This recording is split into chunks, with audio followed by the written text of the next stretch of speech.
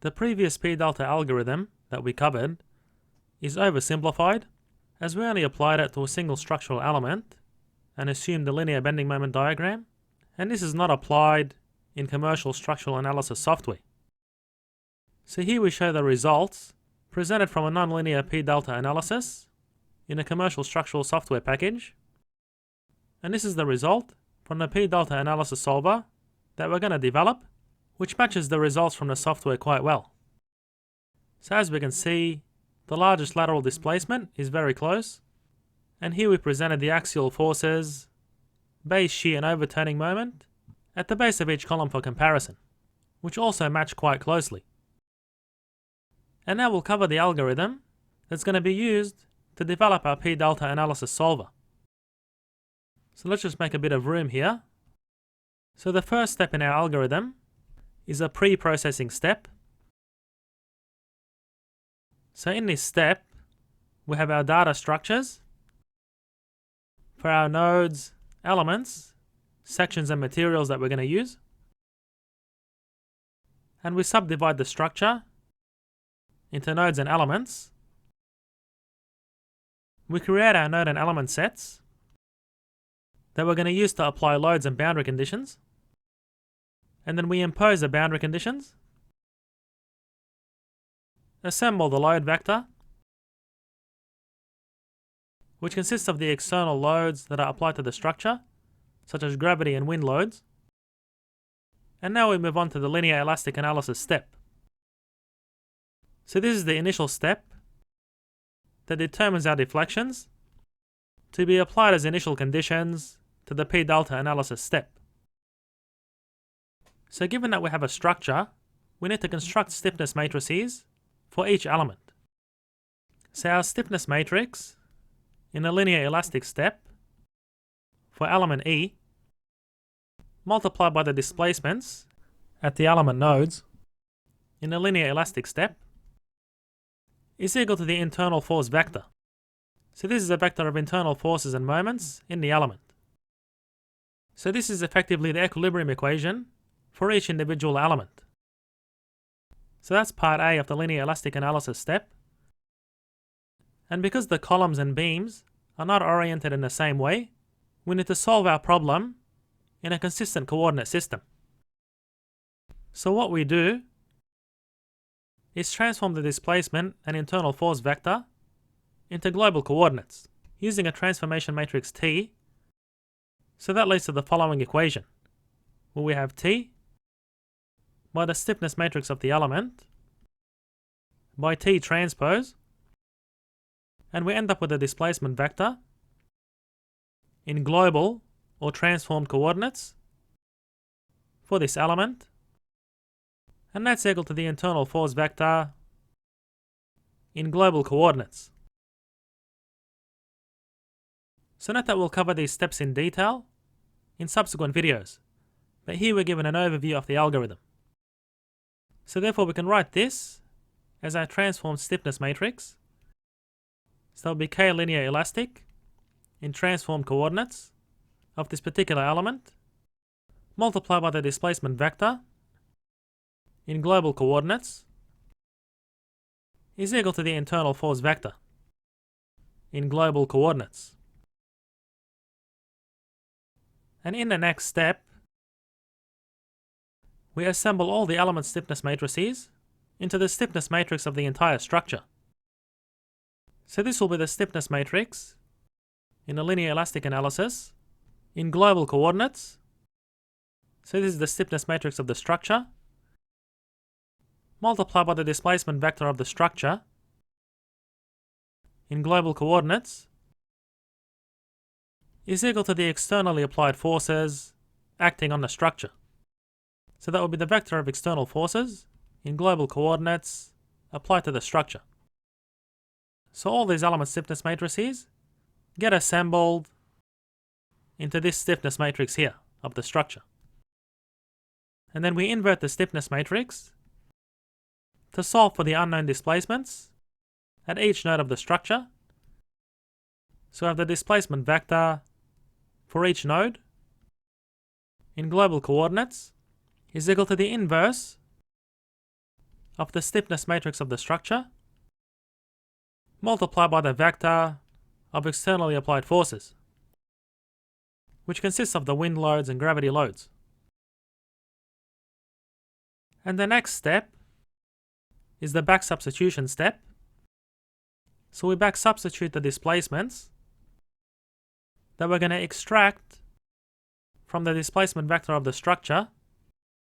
So that would be ULE in transformed coordinates of the structure into the displacement vector in the equilibrium equation of the element.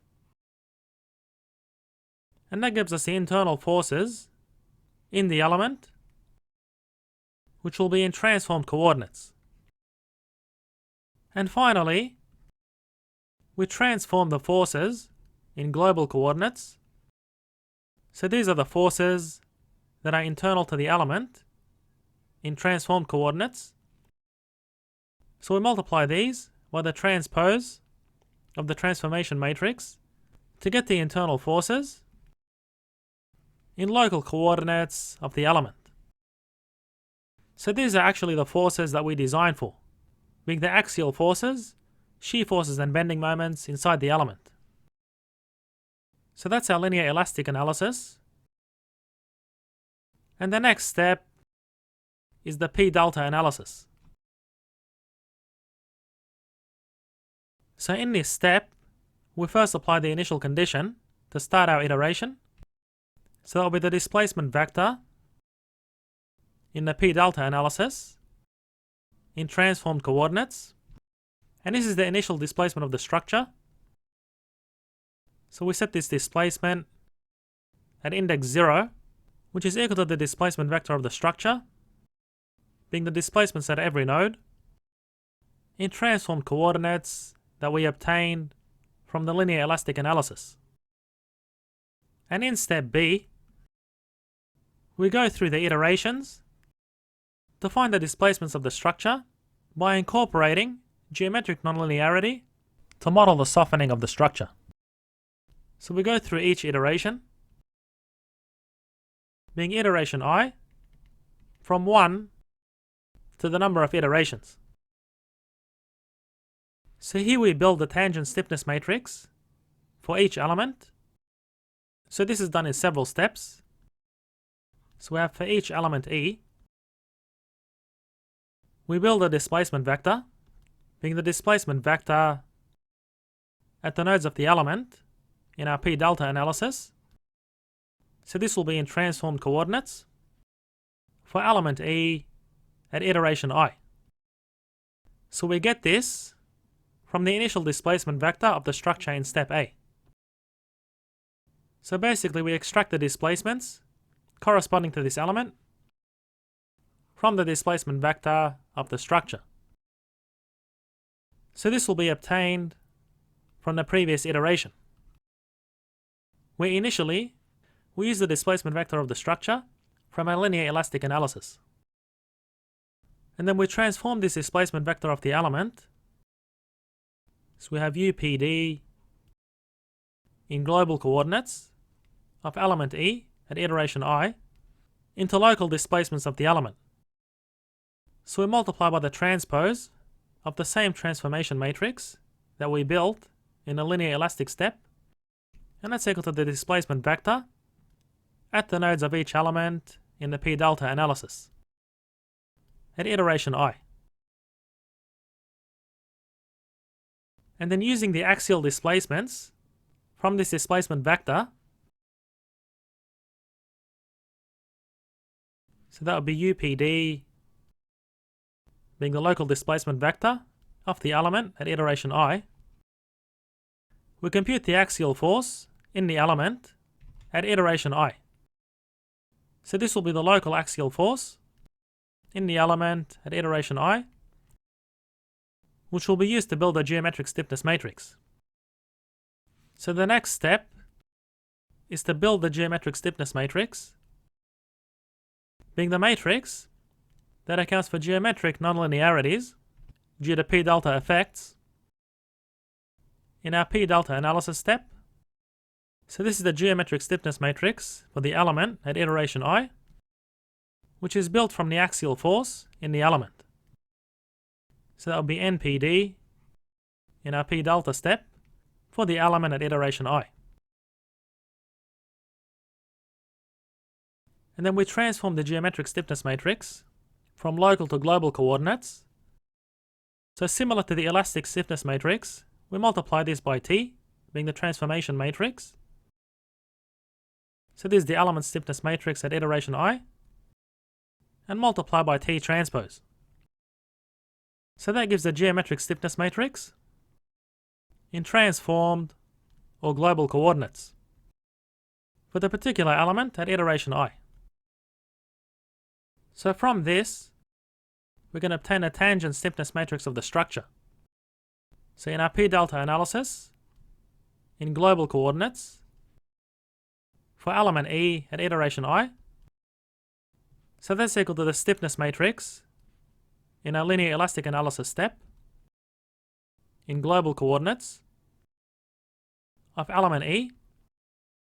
So this stays constant throughout our iterations, plus a geometric stiffness matrix in our P delta analysis in global coordinates of element E at iteration I.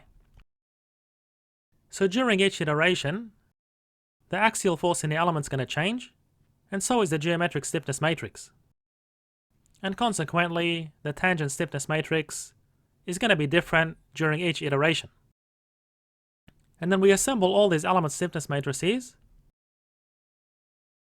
So we assemble all of these tangent stiffness matrices of the elements into the tangent stiffness matrix of the structure.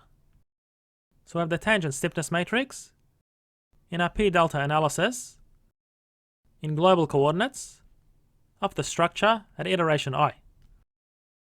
So the equilibrium equation of the structure is the tangent stiffness multiplied by the displacement vector in our P delta analysis in transformed coordinates of the structure at iteration I is equal to the vector of externally applied forces to the structure. So this vector remains constant throughout the analysis. So it's the same as in a linear elastic step. So noting this is the vector of gravity loads and wind loads applied to the structure. So that's how we assemble the stiffness matrix for each element into the global stiffness matrix of the structure. And now we'll make a bit of space for our next step in the iteration, where we solve for the displacements. So these are the displacements at each node of the structure in our P delta analysis in transformed coordinates at iteration I. So that's equal to the inverse of the tangent stiffness matrix of our structure. So that's in our P delta analysis in transformed or global coordinates at iteration I, multiplied by the load vector, which, as we mentioned, remains constant throughout our iterations. So once we've obtained the displacements of the structure, we can check for convergence. So we can check if the internal energy of the structure has changed, the maximum displacements, or whatever criterion that we want to adopt. So we can check if the internal energy has changed much from iteration to iteration. So we'll just call this the energy in our P delta analysis in our structure at iteration I minus the internal energy in our structure at iteration I minus 1, and we take the absolute value and check if this is smaller than epsilon, being a small number. Another criteria we may use is the difference in a maximum displacement of the structure from iteration to iteration, and so on. And if convergence hasn't been achieved, then this displacement vector is used for the next iteration. So we have UPD in transformed coordinates of the structure at our current iteration to proceed with our next iteration.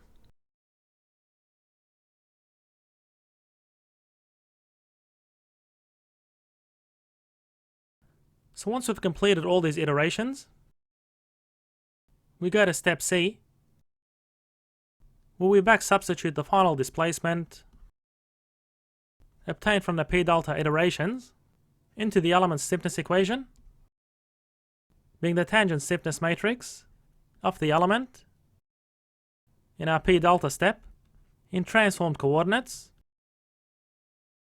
multiplied by the displacement vector of the element in transformed coordinates is equal to the vector of internal forces in the element. And then to get the local forces, we transform this vector into local coordinates of the element by multiplying it by t transpose. So we have the vector of internal forces in transformed coordinates multiplied by the transpose of the transformation matrix is equal to the vector of internal forces to the element in local coordinates of the element, which are the shear forces, bending moments, and axial forces that we design for. And in subsequent videos, we're going to expand all these steps in more detail.